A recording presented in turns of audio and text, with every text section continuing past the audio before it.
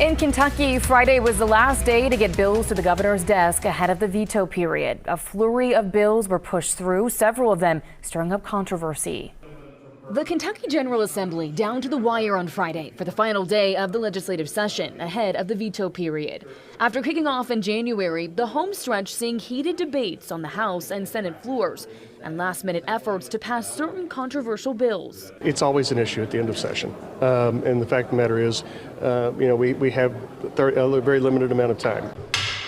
Lawmakers pushing through a change to abortion law in the Commonwealth. The bill clarifies Kentucky's life of the mother exception to the abortion ban. But abortion advocates are still not satisfied. There's still a lawsuit that is pending that we will await the outcome of.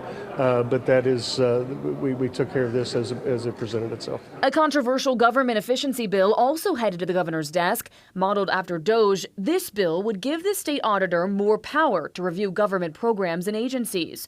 While many Democrats are up in arms, Governor Andy Beshear remains cautiously optimistic. My hope is that any changes that we make, that we're being careful in how we're doing it, and that it's going to end up being used for the betterment of the people of Kentucky and not as a political tool. Why we are trying to take what is happening at the national level that is compromising many of the systems that everyday people rely on, and we want to emulate that at the state level, I think is terrifying and wrong.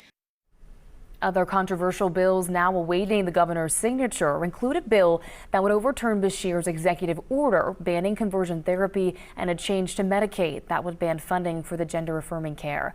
The governor has 10 days to either sign these bills into law or veto them.